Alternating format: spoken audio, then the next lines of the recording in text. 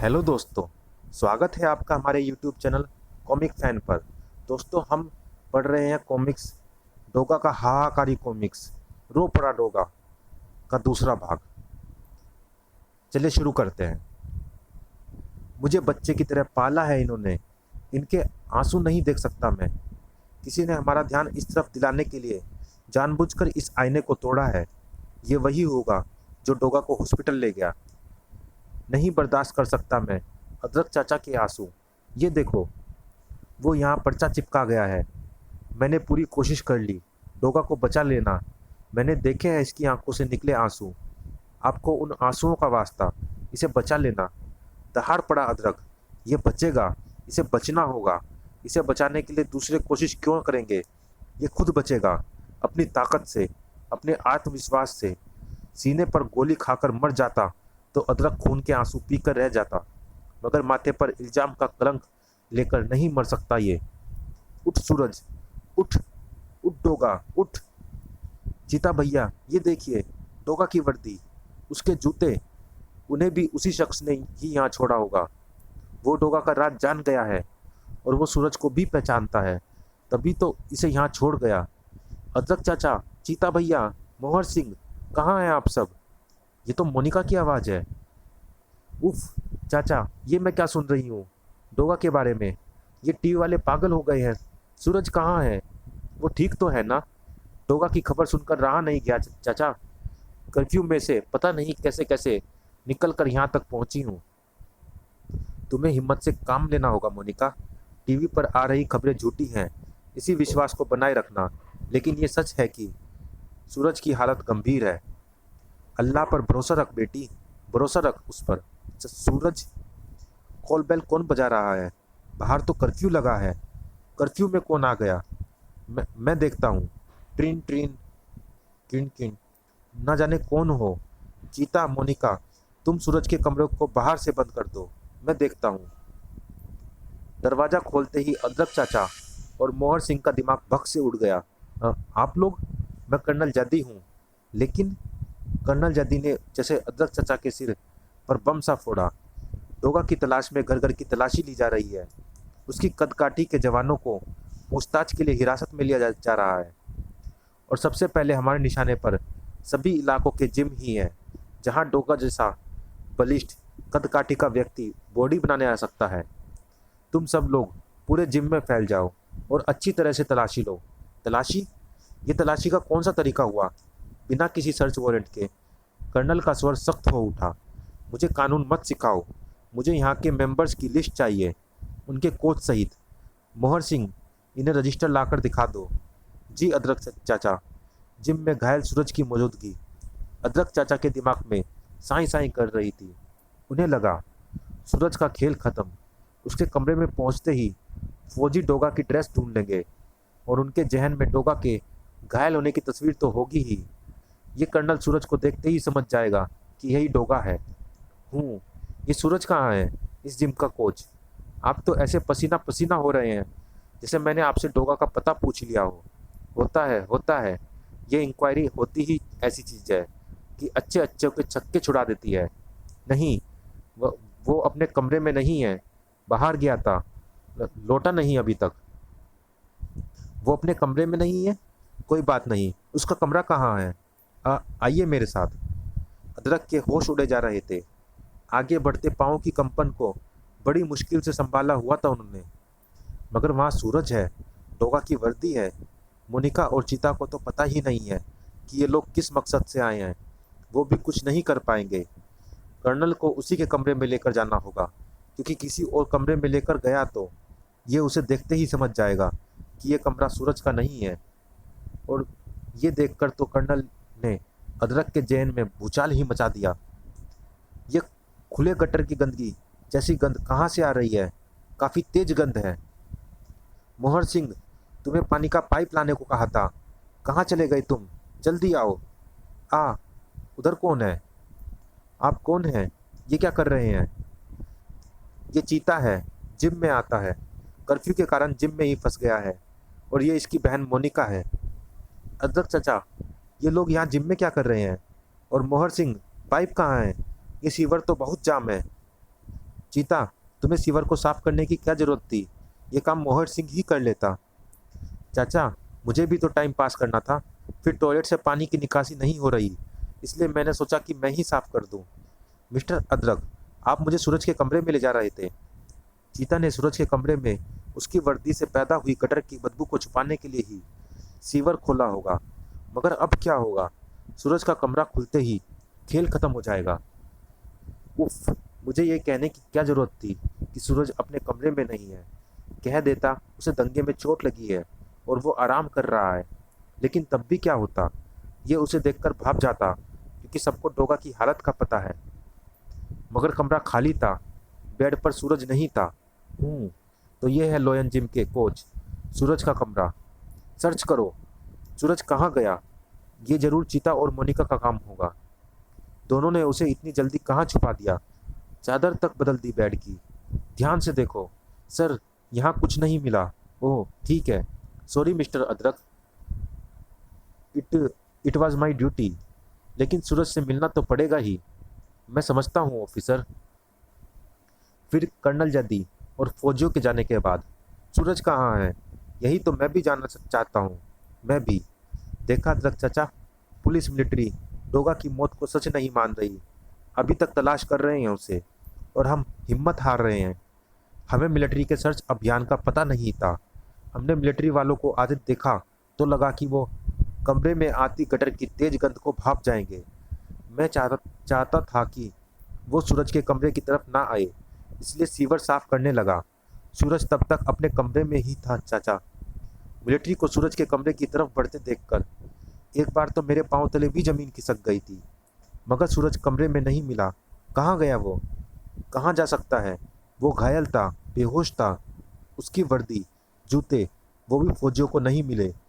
तो फिर एक ही बात हो सकती है, सूरज वापस डोगा बन चुका है। अदरक चाचा के आंसुओं की ताकत मौत के मुंह से छीन लाई डोगा को।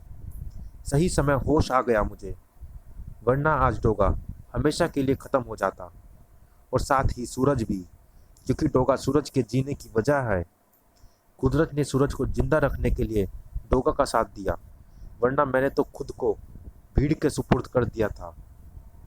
यह सच है कि इन दंगों का दोषी मैं नहीं, किंतु इसके साथ ये भी सच है कि ये दंगे मेरे नाम पर भड़के। कहीं ना कहीं इसका जिम्मेदार मैं भी था। मैंने अपनी आत्मा की आवाज़ पर खुद को दंडित किया। मगर डोगा खुद के लिए जिंदा नहीं है, दूसरों के लिए जिंदा है। और जिनके लिए जिंदा है, डोगा को मारकर उनको सजा देने का हक मुझे नहीं था। इसलिए जब फोर्स आ गई तो मैंने खुद को गटर के हवाले कर दिया। वो मैंने ऊपर गटर का ढक्कन बंद होते देखा। शायद मेरी कुत्ता फौज का ही काम था ये। थोड़ी देर में चारों तरफ से मैंने अपने आप को अपनी कुत्ता फौज से घिरा पाया। कुत्ते रो रहे थे, शायद मेरी हालत पर। शायद मौत की गोद में जा रहा था मैं, और बेहोशी में बंद होने से पहले उस साये को देख चुकी थी मेरी आंखें, जो सिवाय लोमड़ी के और किसी का नहीं था। आज उसी के कारण बच सका हूँ शायद। और ये क्या मैसेज आ रहा है मेरे कानों में लगे पुलिस की फ्रीक्वेंसी पर सेट ट्रांसमीटर्स पर? सर, अलग अलग थानों में डोगा की डील डोल के करीब 15,000 युवाओं से पूछताछ जारी है। पुलिस डोगा की खोज में अपनी पूरी ताकत झोंक रही थी। अपने दोनों हाथ आगे करो, हथेलियां फैलाओ। आहा, सड़ाक सड़ाक, आहा। जाओ बाहर नल पर जाकर अपनी आंखों में आए आंसू धो लो। जिसकी आंखें डंडे की कुछ ही चोटों से आंसू उगल दे, वो डोगा का डी भी नहीं हो सकता। ये सब क्या हो रहा है सर? डोगा को ढूंढने का ये कौन सा तरीका है? हमें हलाल किए जाने वाले मुर्गों की तरह दड़बे में ठूस दिया गया है। यहाँ दम घुट रहा है हमारा। हमें बाहर निकालो, उसे ही लाओ बाहर। चल आतू, बड़ा शोर मचा रहा है, चल बाहर निकल। डोगा के कारण कितने लायक हो गए, कितने हलाल हो गए। जानता हूँ। जानता है? होम मिनिस्ट्री से स्पेशल ऑर्डर है उसे ढूंढकर निकालने के। मिलिट्री का कोई कर्नल आइला है डोगा की खोज में। आहा, पुलिस की इज्जत भी दांव पर लगी है। डोगा ना हो गया, भूसे में कोई सुई हो गया। ढूंढ निकालेंगे उसे। तड़ाक, हाथ आगे कर। ये तरीका सही नहीं है। तेरे शरीर तो हट्टा कट्टा है, पर तेरे हाथ तो रुई की तरह गद्देदार है। डोगा के हाथ इतने मुलायम नहीं हो सकते। तू डोगा नहीं हो सकता। सर, कुत्ता आ गया। गुड। इनको कुत्तों से कटवाओ। अगर इनमें से कोई डोगा हुआ तो कुत्ता उसे नहीं काटेगा। नहीं, ये अन्याय है। आ और जो डोगा कर रहा है वो क्या न्याय है? इसको तो काट खाया कुत्ते ने। इसको इंजेक्शन लगवा दो कुत्ते काटे के, और दूसरे को कटवाओ। मैं ढूंढकर रहूंगा डोगा को।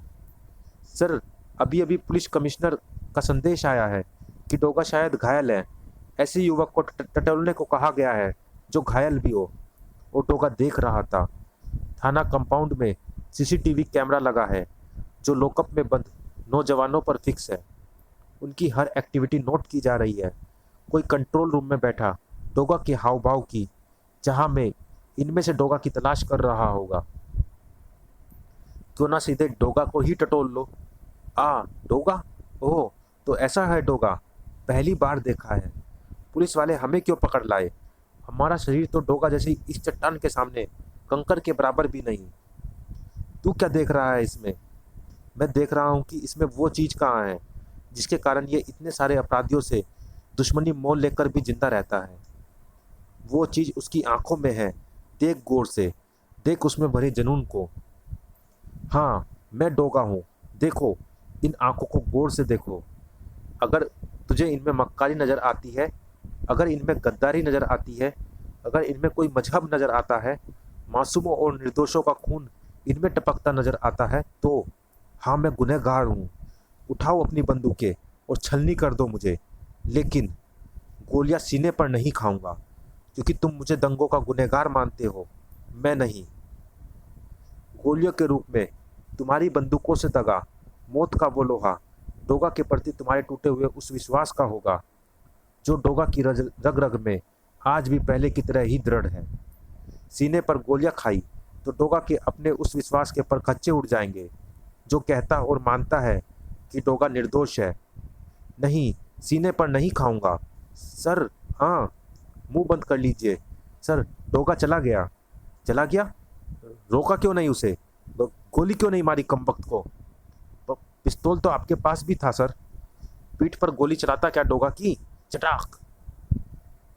छोड़ दो उन सबको। उफ। डोगा से नजरें मिलाने के बाद ऐसा लग रहा है जैसे मैं अपने आप से भी नजरें मिलाने के लायक नहीं रहा। डोगा ठीक कह रहा था। सीने पर गोली क्यों खाएगा? अपनी निगाहों में वो सही है, तो सीने पर गोली क्यों खाएगा? दोषी होता तो खुद ही सीना आगे कर देता। सारा मुंबई दंगों की नहीं, गलतफहमी की आग में जल रहा है।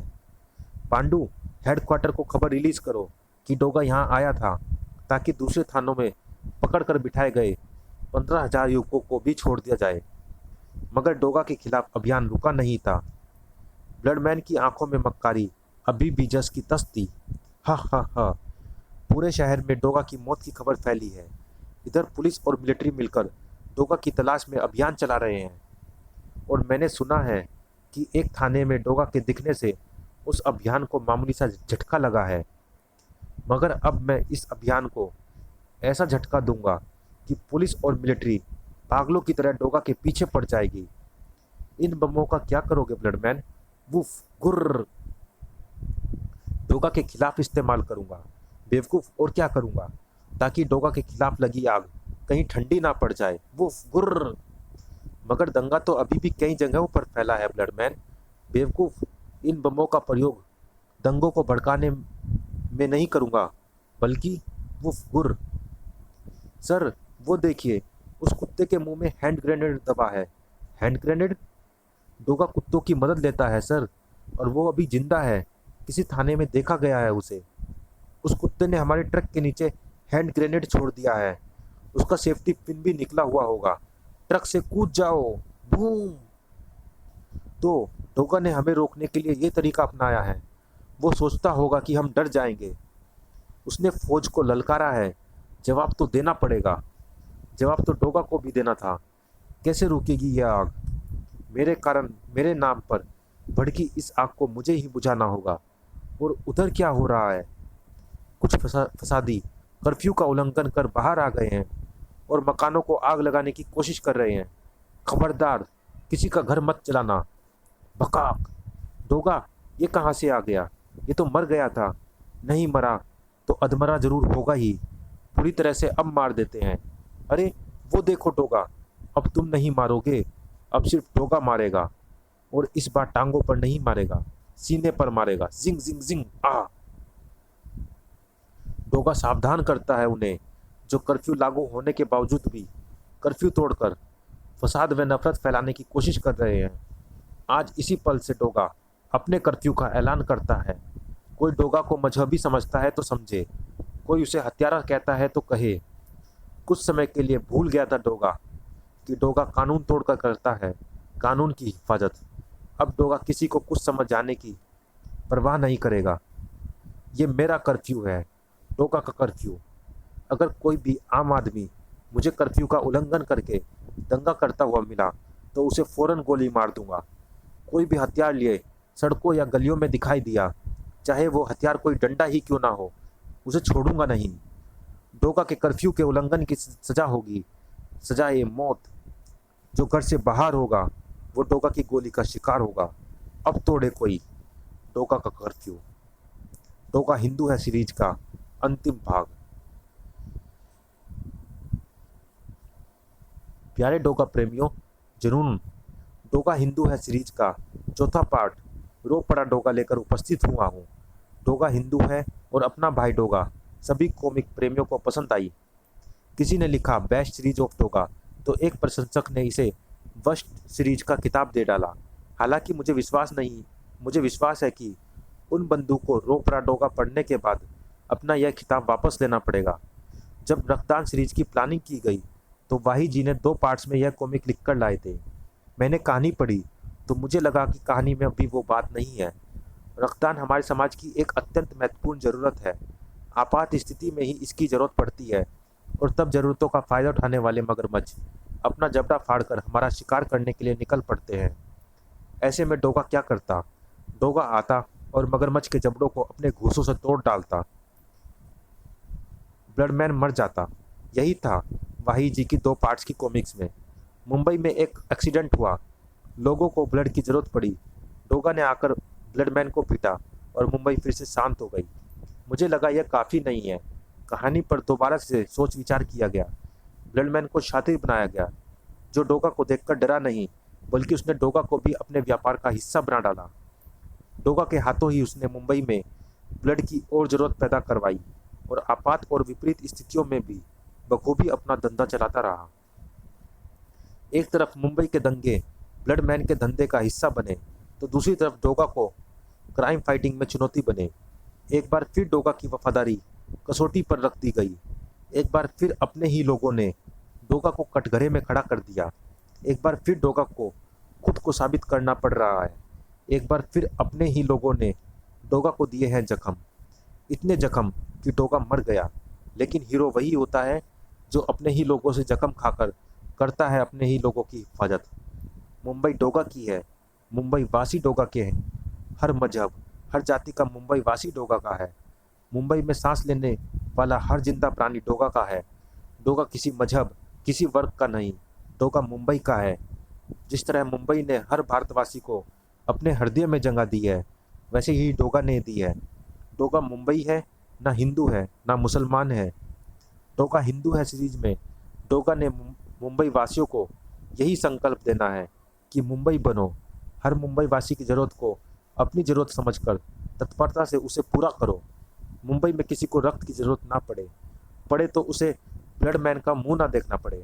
हर मुंबई वासी के रक्त का अगर रंग लाल है तो उस लाल रंग से मुंबई की ज़मीन लाल ना हो। वो लाल रंग नसों से निकले तो नसों में ही जाए। मत भूलो कि रक्तदान में हम किसी को जीवन दे सकते हैं। रक्तदान जीवन है, जो कि इस दुनिया में ऊपर वाले के बाद सिर्फ आप ही कर सकते हैं। प्रस्तुत कॉमिक में डोगा जिंदा तो हो गया है, लेकिन अभी उसे लड़ना है एक धर्म युद्ध। डोगा का कर्फ्यू क्या गुल खिलाता है, यह डोगा के जुनून पर निर्भर होगा।